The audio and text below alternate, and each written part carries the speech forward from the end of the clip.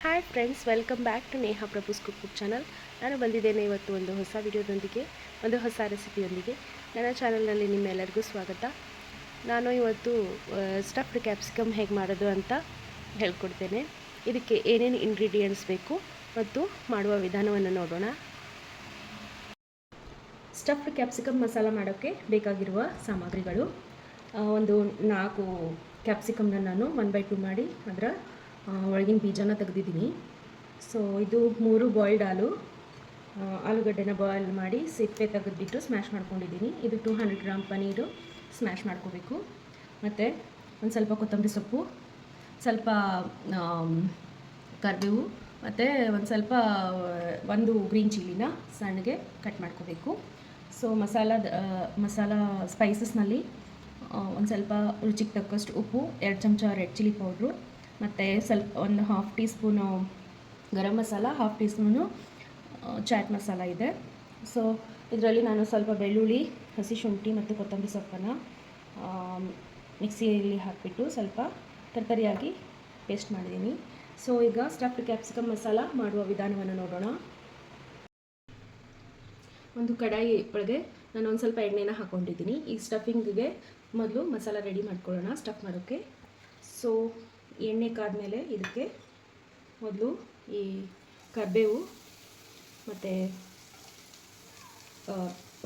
Green ಚಿಲ್ಲಿನ ಹಾಕ್ತಾಯಿದ್ದೀನಿ. ನೀವು ಬೇಕಾದ್ರೆ ಇದಕ್ಕೆ ಅಲ್ಲ ಬೆಳ್ಳುಳ್ಳಿ ಪೇಸ್ಟ್ ಹಾಕ್ಲಾರ್ದೇ ಚಿಕ್ಕದಾಗಿ ಕಟ್ ಮಾಡಿಕೊಂಡು ಹಾಕ್ಬೋದು ಬೆಳ್ಳುಳ್ಳಿನ ಮತ್ತು ಹಸಿ ಶುಂಠಿನ. ಇಷ್ಟು ಆದಮೇಲೆ ಇದನ್ನು ಸ್ವಲ್ಪ ಚೆನ್ನಾಗಿ ಫ್ರೈ ಮಾಡ್ಕೋಬೇಕು. ನಾನು ಒಂದು ಸ್ವಲ್ಪ ಹಿಂಗನ್ನು ಹಾಕ್ತಾಯಿದ್ದೀನಿ. ನೀವು ಬೇಕಾದರೆ ಈರುಳ್ಳಿನೂ ಹಾಕ್ಕೋಬಹುದು ಇದಕ್ಕೆ. ಈಗ ಈ ಅಲ್ಲ ಬೆಳ್ಳುಳ್ಳಿ ಪೇಸ್ಟು, ಕೊತ್ತಂಬರಿ ಸೊಪ್ಪು ಹಾಕಿರೋ ಪೇಸ್ಟನ್ನು ಇದರಲ್ಲಿ ಹಾಕ್ತೀನಿ. ಇದನ್ನು ಇವಾಗ ಚೆನ್ನಾಗಿ ಫ್ರೈ ಮಾಡ್ಕೋಬೇಕು.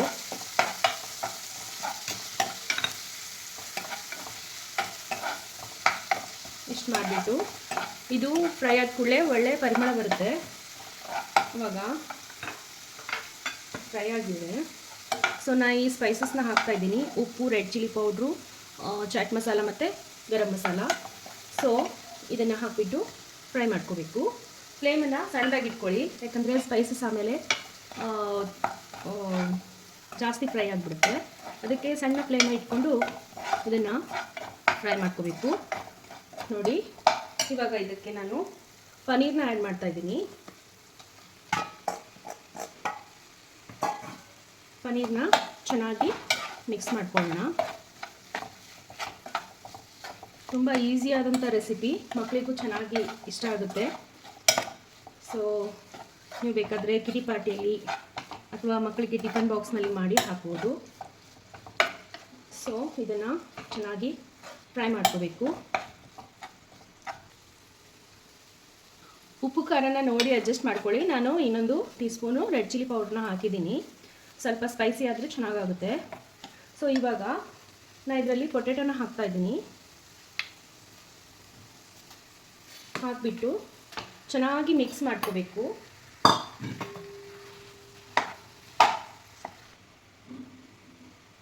ನೋಡಿ, ಹೀಗೆ ಚೆನ್ನಾಗಿ ಮಸಾಲ ಎಲ್ಲ ಕಡೆ ಮಿಕ್ಸ್ ಆಗೋ ಥರ ಇದನ್ನು ಮಿಕ್ಸ್ ಮಾಡ್ಕೋಬೇಕು. ಫ್ಲೇಮನ್ನು ಸಣ್ಣದಾಗಿ ಇಟ್ಕೋಬೇಕು, ಗ್ಯಾಸ್ ಫ್ಲೇಮ್ನ. ನೋಡಿ, ಇದು ಚೆನ್ನಾಗಿ ಮಿಕ್ಸ್ ಆಗಿದೆ. ಸೊ ಇವಾಗ ಇದಕ್ಕೆ ಕೊತ್ತಂಬರಿ ಸೊಪ್ಪನ್ನ ಹಾಕ್ತಾಯಿದ್ದೀನಿ. ಇದು ಇನ್ನೊಂದು 2 ಮಿನಿಟ್ಸು ಚೆನ್ನಾಗಿ ಮಿಕ್ಸ್ ಮಾಡಿ ಫ್ರೈ ಮಾಡ್ಕೊಂಡ್ಬಿಡಿ. ಇವಾಗ ಸ್ಟಫಿಂಗ್ ರೆಡಿಯಾಗಿದೆ.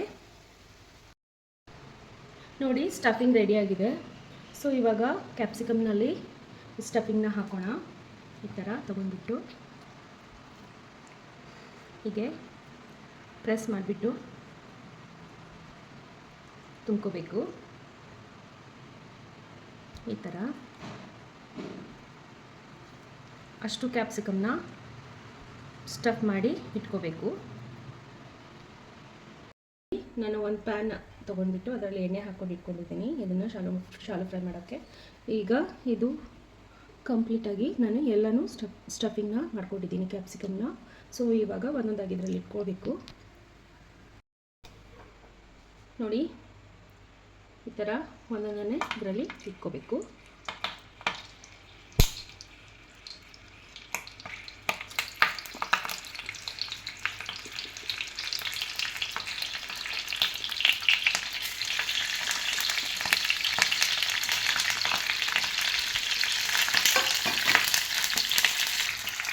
ನಾನು ಅಷ್ಟು ಕ್ಯಾಪ್ಸಿಕಮ್ನ ಇದರಲ್ಲಿ ಇಟ್ಟಿದ್ದೀನಿ.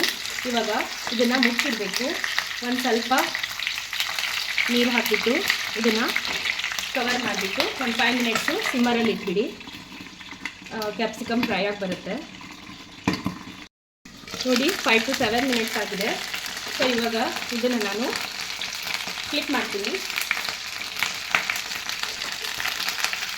ನೋಡಿ ಈ ಥರ ಕ್ಯಾಪ್ಸಿಕಮ್ನ ಫ್ಲಿಪ್ ಮಾಡ್ಕೋಬೇಕು.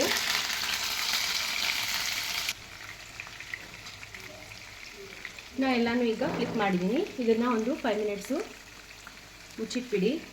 ಸ್ವಲ್ಪ ಕ್ಯಾಪ್ಸಿಕಮ್ ಬೇಯಲಿ, ಮಸಾಲನೂ ಫ್ರೈ ಆಗುತ್ತೆ.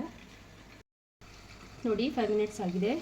ಸೊ ಇದನ್ನು ನಾನು ಮತ್ತೆ ಫ್ಲಿಪ್ ಮಾಡಿಬಿಟ್ಟು ಪ್ಲೇಟಲ್ಲಿ ಸರ್ವ್ ಮಾಡ್ತೀನಿ.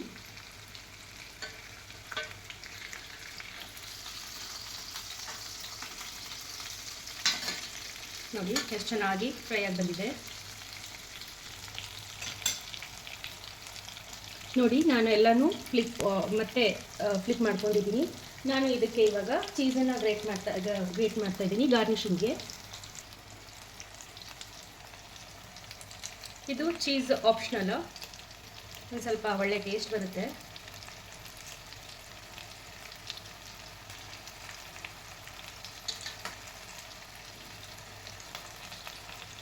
ಸೊ ಇದನ್ನು ಒಂದು ಸ್ವಲ್ಪ 1 ನಿಮಿಷ ಮುಚ್ಚಿಟ್ಬಿಡಿ, ಚೀಸ್ ಮೆಲ್ಟ್ ಆಗಲಿ.